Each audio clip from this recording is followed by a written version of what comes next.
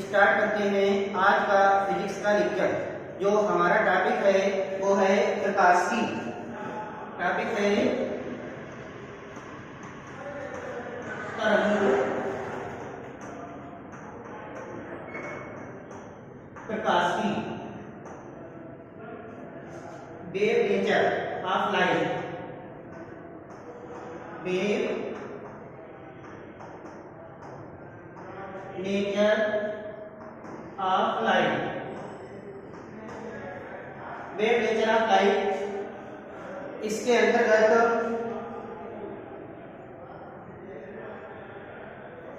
आज का टॉपिक जो है वो तरंग प्रकाश की है, वेव नेचर ऑफ लाइट। इसके अंतर्गत बच्चों आज जो है हम पढ़ेंगे प्रकाश की प्रकृति। प्रकाश की प्रकृति के बारे में बताया जाएगा। प्रकाश का परावर्तन क्या होता है, इसके बाद प्रकाश का अपवर्तन है। इसी के अंतर्गत प्रकाश का अपवर्तन, तो सबसे फर्स्ट टॉपिक जो है हम इसमें पढ़ेंगे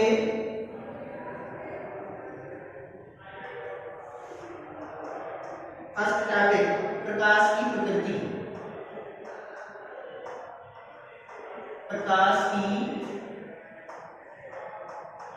प्रकृति। सेकंड टॉपिक प्रकाश का परावर्तन। प्रकाश का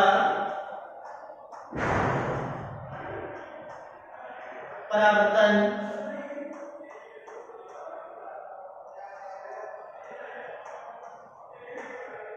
प्रकाश का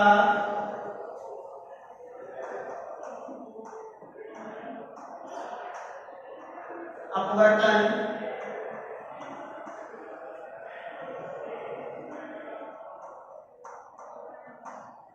प्रकाश का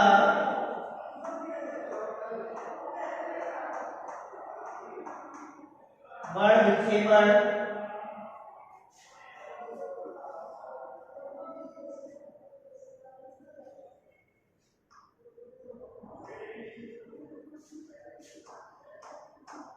प्रकाश का विकिरण।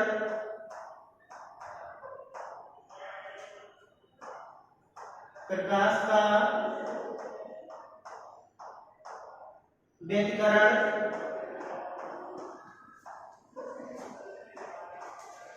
प्रकाश का ध्रुवण।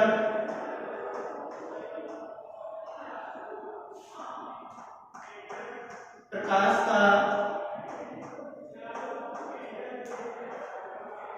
का ध्रुवण और प्रकाश का विवर्तन।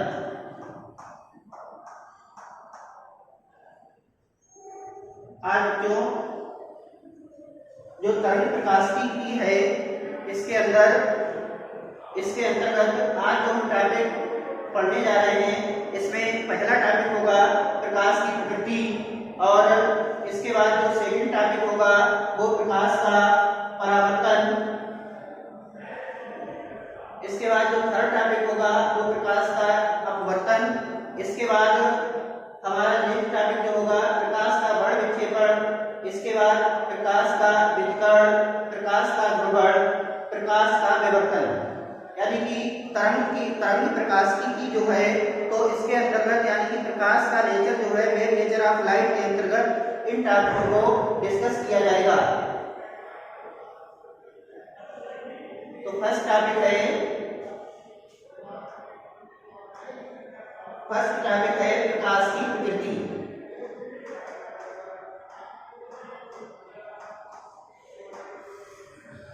प्रकाश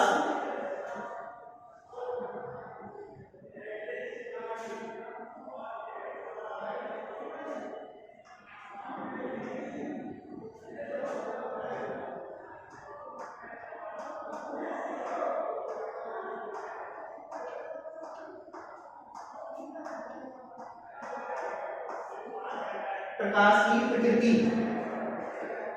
प्रकाश क्या होता है? प्रकाश जो है वो एक प्रकार की ऊर्जा है।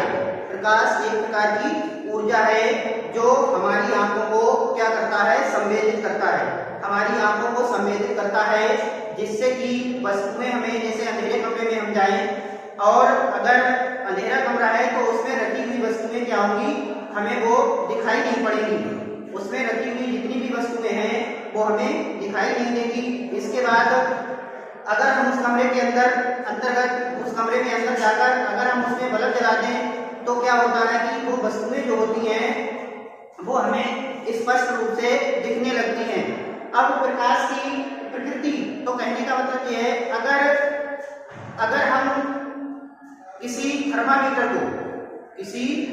हम किसी थर्मामीटर को अंधेरे, अगर हम किसी थर्मामीटर को उसमें रख दें, अगर हम किसी थर्मामीटर को लेकर जाएं और धूप में रख दें तो क्या होगा कि वो थर्मामीटर का जो पारा होगा वो बढ़ने लगेगा, यानी कि थर्मामीटर का जो टेम्परेचर होगा वो बढ़ जाएगा। इसका मतलब यह है कि जो प्रकाश होता है वो पारा बढ़ने के साथ साथ प्रकाश में ऊष्मीय प्रभाव बढ़ जाता है, यानी कि प्रकाश में जो है ऊष्मीय प्रभाव होता है। तो ऊष्मीय प्रभाव के कारण जो है थर्मामीटर का जो पारा है वो चढ़ जाता है। इससे इस बात की पुष्टि होती है, प्रकाश जो है, इससे इस बात की पुष्टि होती है कि प्रकाश जो है ऊर्जा का ही एक रूप है। इसके संबंध में अनेक तथ्य प्रकाशित किए गए हैं, प्रकाश की प्रकृति के बारे में, नेचर ऑफ लाइट के बारे में अनेक तथ्य प्रकाशित किए गए हैं। जैसे हमने आपको बताया कि किसी थर्मामीटर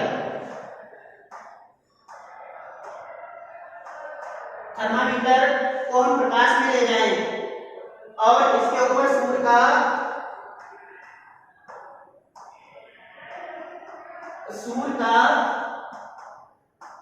प्रकाश अगर थर्मामीटर के ऊपर डाला जाए तो थर्मामीटर का पारा चढ़ जाता है।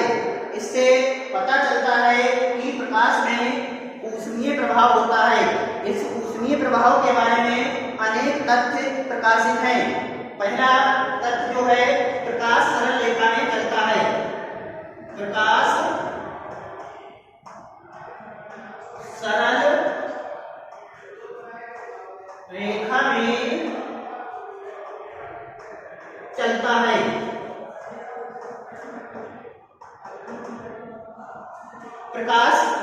प्रकाश जो है वो सरल रेखा में चलता है। सूर्य तथा नक्षत्रों का प्रकाश निर्वात से होकर पृथ्वी पर आता है। प्रकाश के मार्ग में रखी वस्तु की छाया का बनना तथा सूर्य व चंद्र ग्रहणों का होना प्रकाश के इसी गुण को प्रकट करता है। प्रकाश जो है सरल रेखा में चलता है तो चंद्र ग्रहण और सूर्य ग्रहण का बढ़ना जो है वो प्रकाश के इसी गुण को प्रदर्शित करता है, क्योंकि प्रकाश जो है सरल रेखा में चलता है, जिसके कारण ही सूर्य ग्रहण और चंद्र ग्रहण पड़ते हैं। इसके बाद इसी के अंतर्गत प्रकाश निर्वात में भी चल सकता है। प्रकाश जो है वो निर्वात में भी चल सकता है। प्रकाश निर्वात में भी चल सकता है। प्रकाश के नक्षत्रों का प्रकाश निर्वात से होकर पृथ्वी पर आता है। जो प्रकाश जो है निर्वात में भी चल सकता है तो नक्षत्रों के द्वारा प्रकाश जो है वो हमारा पृथ्वी पर आता है। प्रकाश में परावर्तन होता है। प्रकाश में परावर्तन होता है। तो परावर्तन क्या है, इसको हम देख लेते हैं।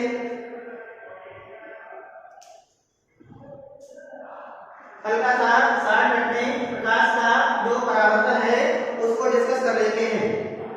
कोई प्रश्न देंगे हम, हमने कोई दर्पण ले लिया M1 M2, इस पर हमने एक अभिलंब खींचा है।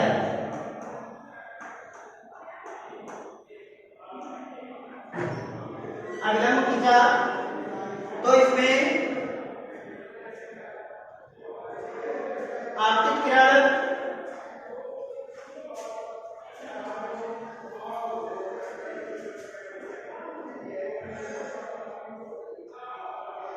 ये जो है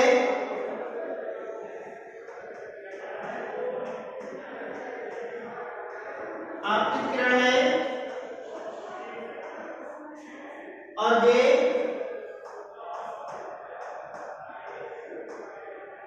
परावर्तित किरण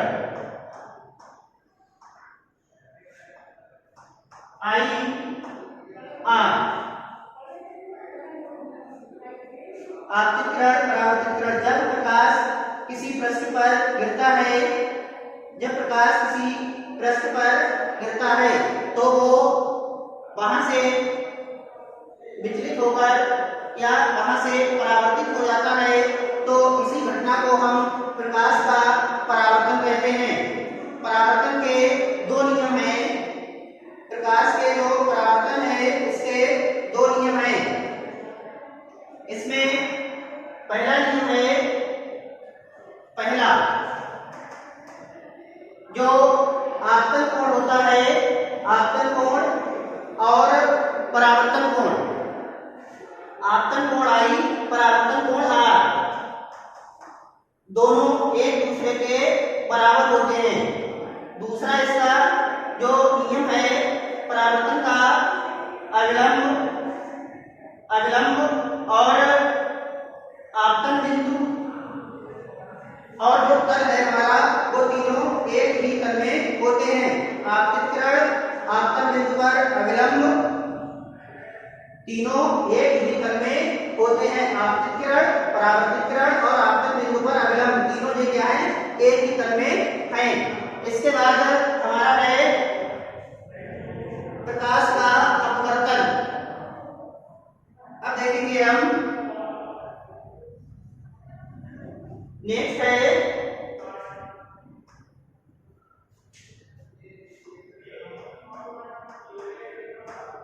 प्रकाश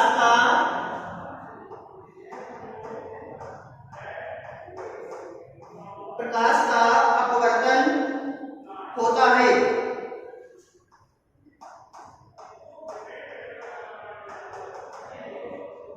अपवर्तन में क्या होता है, इसमें हम दो पारदर्शी माध्यम लेते हैं। इसमें दो पारदर्शी माध्यम लेंगे,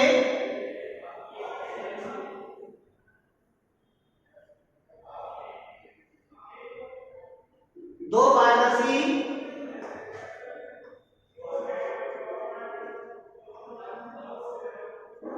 ये इसमें अविलंब ले लिया, अविलंब,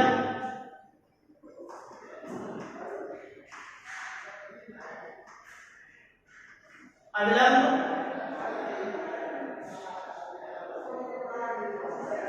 आई आर,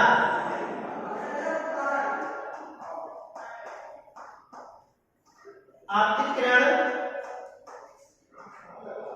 आपतित किरण, अपवर्तित किरण,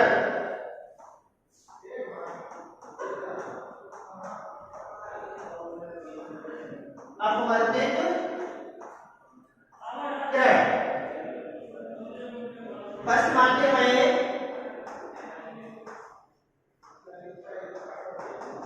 माध्यम फर्स्ट, माध्यम सेकंड, फर्स्ट माध्यम और सेकंड माध्यम। तो कहने का मतलब ये है प्रकाश का अपवर्तन होता है, प्रकाश का अपवर्तन होता है। दो पारदर्शी माध्यम, प्रकाश में जैसे प्रकाश एक माध्यम से दूसरे माध्यम में जाता है तो प्रकाश का अपवर्तन होता है। यदि प्रकाश जो है, यदि पहला प्रश्न माध्यम जो है अगर ये सघन माध्यम होगा और सेकंड माध्यम जो है विरल माध्यम होगा, तो प्रकाश, अगर ये फर्स्ट माध्यम जो है हमारा, ये अगर हम सघन माध्यम ले, इसमें अगर इसको हम सघन ले लें और सेकंड माध्यम जो है इसको हम विरल माध्यम माने, एक को सघन ले लें, एक को विरल। अगर आपतित किरण सघन माध्यम से विरल माध्यम में जाती है तो ये हमारा अविलंब है, अविलंब से ये दूर हट जाएगी। कहने का मतलब ये है कि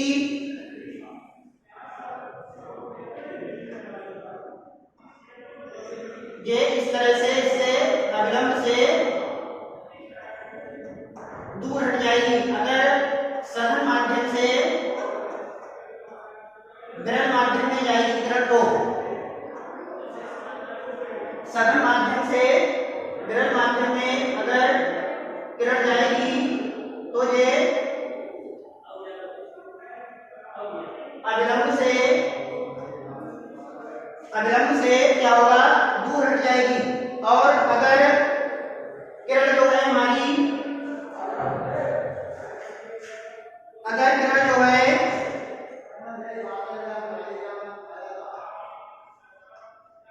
अगर किरण विरल माध्यम अगर इसको फर्स्ट को माने विरल माध्यम और इसको हम माने सघन माध्यम में, तो क्या होगा, जो आपतित किरण होगी वो अविलंब की ओर जो ये किरण होगी अविलंब की ओर झुक जाएगी। इससे हमारा ये सिद्ध होता है कि डिसाइड होता है कि प्रकाश जो है एक माध्यम से दूसरे माध्यम में जाने पर प्रकाश की किरण जो है वो अपने मार्ग से विचलित हो जाती है। इसी घटना को हम प्रकाश का अपवर्तन कहते हैं। इसी घटना को प्रकाश का अपवर्तन कहते हैं। अपवर्तन क्या है, इसमें आपतित किरण और पश्च माध्यम एक माध्यम दो, एक माध्यम से दूसरे माध्यम में किरण जा रही है, आपतित किरण अपवर्तित किरण, ठीक है। तो इसमें अगर इसको हम पहले को सघन माध्यम में और दूसरे को विरल माध्यम में, तो जो किरण होगी वो अविलंब से दूर हट जाएगी। इसके बाद अगर एक को हम विरल माध्यम लें और दूसरे को हम सघन माध्यम लें, तो ये किरण जो होगी वो अविलंब के पास आ जाएगी, अविलंब के पास आ जाएगी।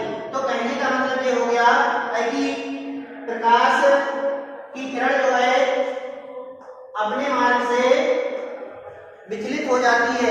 एक माध्यम से दूसरे माध्यम में जाने पर अपने मार्ग से विचलित हो जाती है। इसी घटना को हम प्रकाश का अपवर्तन कहते हैं। आगे है प्रकाश का बड़ विक्षेपण।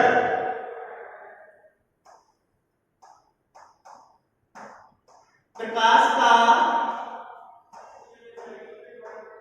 बड़ विक्षेपण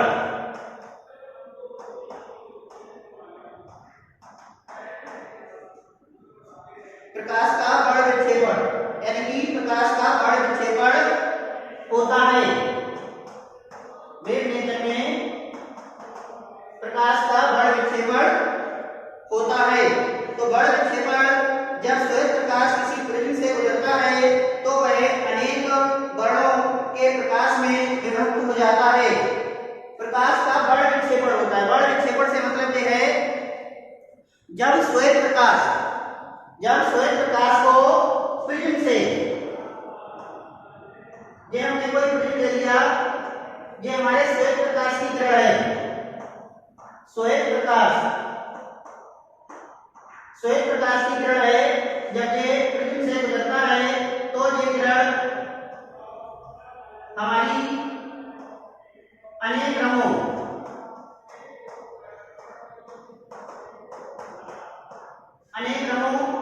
जो रंग होते हैं वो 7 प्रकार के,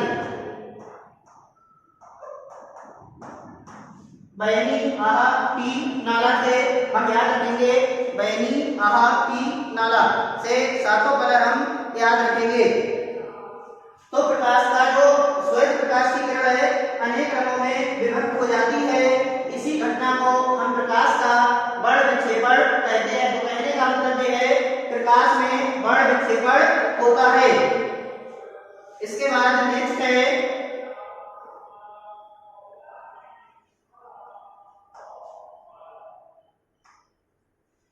हमारा प्रकाश का विकिरण होता है।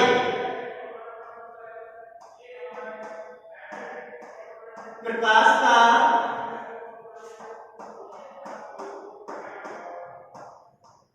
व्यतिकरण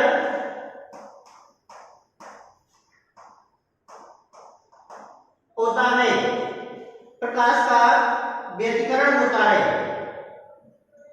व्यतिकरण क्या है, ये मोस्ट इंपॉर्टेंट टॉपिक है हमारा, इसको हम थोड़ा सा शॉर्ट में डिस्कस कर लेंगे। व्यतिकरण क्या होता है?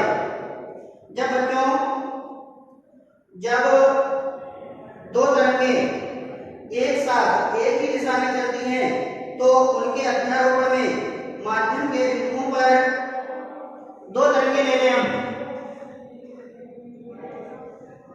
जब दो तरंगें एक साथ प्रकाश के व्यतिकरण में दो तरंगें एक साथ एक ही माध्यम में चलती हैं तो उनके अध्यारोपण से परिणामी तरंग की तीव्रता कहीं पर अधिकतम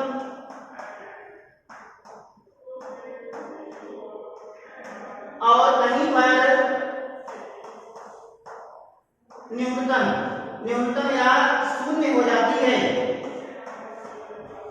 न्यूनतम या कहीं पर तीव्रता जो है अधिकतम हो जाती है और कहीं पर तीव्रता न्यूनतम से भी कम, यानी कि लगभग तीव्रता जो है वो शून्य हो जाती है। तीव्रता प्रकाश की तीव्रता शून्य हो जाती है तो इसी घटना को हम प्रकाश का व्यतिकरण कहते हैं।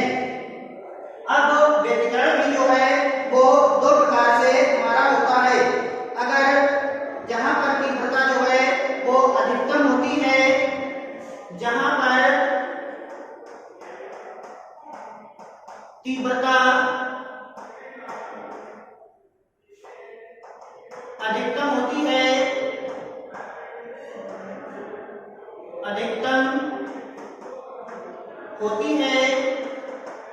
जहां पर तीव्रता अधिकतम होती है तो वहां पर जो व्यतिकरण होता है वो हमारा समकोशी व्यतिकरण होता है। वो कैसा व्यतिकरण होता है? वो हमारा समकोशी व्यतिकरण होता है। समकोशी, जहां पर तीव्रता हमारी अधिकतम होती है वहां पर हमारा जो व्यतिकरण होता है वो समकोशी व्यतिकरण होता है। इसी प्रकार जहां पर हमारी जो तीव्रता है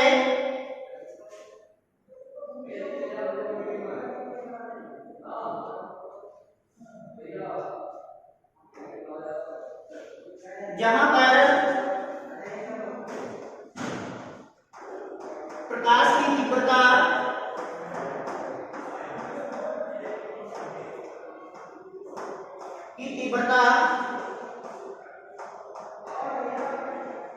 न्यूनतम होती है वहां पर हमारा जो है व्यतिकरण जो है वो विनाशी व्यतिकरण होता है। विनाशी व्यतिकरण होता है, यानी कि व्यतिकरण में प्रकाश का व्यतिकरण में हमने बताया जब दो तरंगें एक साथ एक ही दिशा में चलती हैं तो उनके अध्यारोपण से कहीं पर तीव्रता अधिकतम हो जाती है और कहीं पर जो तीव्रता है वो न्यूनतम हो जाती है। तो अधिकतम तीव्रता और न्यूनतम तीव्रता, यहाँ कहीं पर जहां पर तीव्रता न्यूनतम होती है वहां पर लगभग तीव्रता का मान जो है वो शून्य के पास भी हो सकता है। तीव्रता न्यूनतम से शून्य तक भी हो सकती है। तो इस घटना को हम क्या कहते हैं? प्रकाश का व्यतिकरण कहते हैं। जहां पर तीव्रता अधिकतम होती है वहां पर जो व्यतिकरण होता है उसको हम समकोशी व्यतिकरण कहते हैं और जहां पर प्रकाश की तीव्रता न्यूनतम होती है वहां पर जो व्यतिकरण होता है उसको हम विनाशी व्यतिकरण कहते हैं। तो व्यतिकरण जो है विनाशी व्यतिकरण और समकोशी व्यतिकरण, ये आपको समझ में आ गया होगा। आगे जो नेक्स्ट टॉपिक बताएंगे उसमें जब व्यतिकरण की बारी आएगी, नेक्स्ट वीडियो देंगे आपको, तो व्यतिकरण के बारे में पूरा डिटेल में बता देंगे। अभी हमारा जो टॉपिक है वो प्रकाश की है और वेव नेचर ऑफ लाइट के अंतर्गत ही चल रहा है। तो इसके बाद आगे बढ़ते हैं।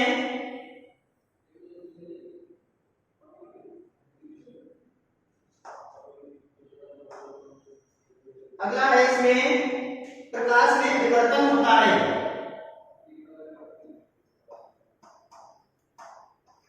प्रकाश में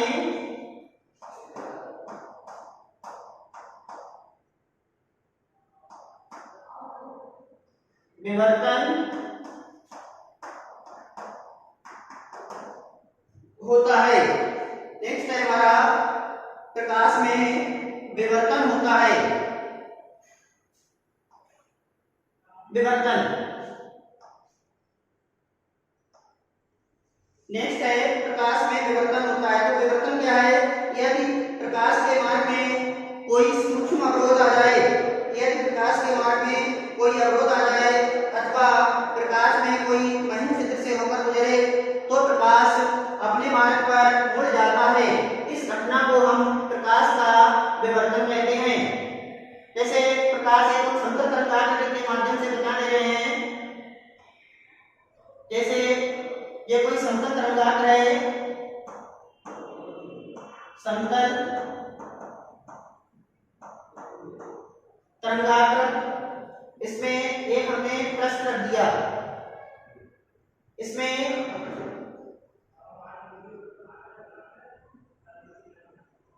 एक महीन छिद्र कर देते हैं।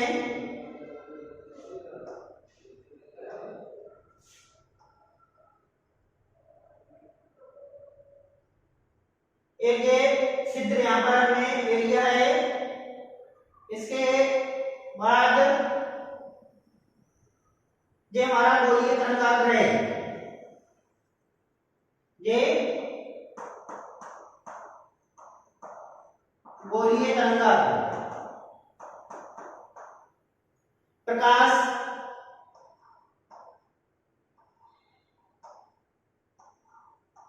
जो इसके छिद्र के माध्यम से गुजरता है तो वो प्रकाश जो है हमारा जो है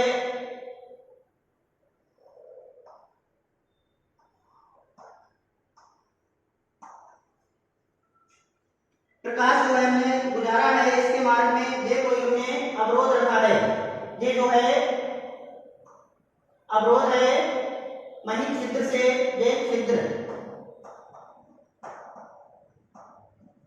जब प्रकाश किसी छिद्र से होकर गुजरता है तो वो अपने मार्ग से विचलित हो जाता है, अपने मार्ग से कुछ इधर उधर हट जाता है। इसी घटना को हम प्रकाश का विवर्तन कहते हैं। यहाँ पर एक हमने डायग्राम के माध्यम से आपको प्रकाश का विवर्तन बताया है। इसमें एक समतल तरंगाग्र लिया, इससे हमने प्रकाश गुजारा, इसके ये प्रकाश की किरणें हैं, इसके मार्ग में कोई अवरोध रख दिया, इसमें हल्का सा एक महीन छिद्र कर दिया। जब प्रकाश इससे गुजरता है तो बाद में प्रकाश जो है वो फैल जाता है। यानी कि फैलने का मतलब ये है प्रकाश जो है वो अपने मार्ग से विचलित हो जाता है। इसी घटना को हम प्रकाश का विवर्तन कहते हैं। इसके बाद प्रकाश में विवर्तन होता है। इसके बाद नेक्स्ट है हमारा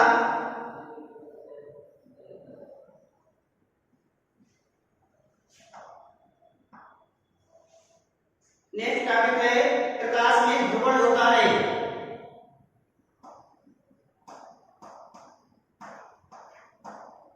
प्रकाश में ध्रुवण होता है। इसमें प्रकाश में ध्रुवण के लिए हम क्या करेंगे? प्रकाश का ध्रुवण कहते किसे हैं? जब प्रकाश, साधारण प्रकाश ले रहे हम,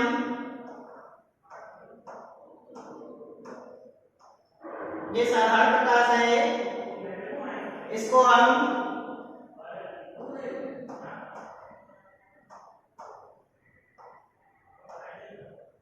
टूरमैलिन क्रिस्टल,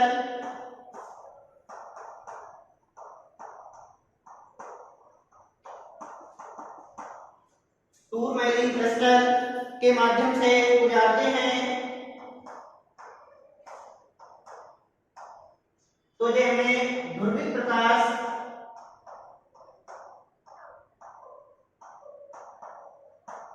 प्राप्त हो जाता है। इसके बाद अगर हम एक और टूरमैलिन क्रिस्टल से इसको गुजार दें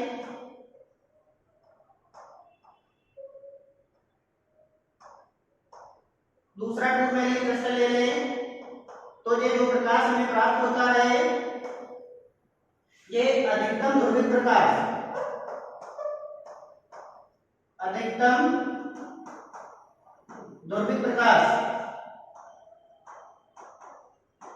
तो प्रकाश का ध्रुवण, जब साधारण प्रकाश को किसी 2 माइलिंग क्रिस्टल से गुजारते हैं तो हमें ध्रुवित प्रकाश प्राप्त होता है। इसी घटना को हम प्रकाश का ध्रुवण कहते हैं। इसी घटना को हम प्रकाश का ध्रुवण कहते हैं। इसके बाद एक टॉपिक है इसमें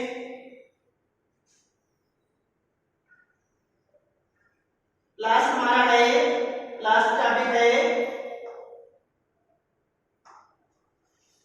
प्रकाश पदार्थ से इलेक्ट्रॉन उत्सर्जित कर सकता है। प्रकाश पदार्थ से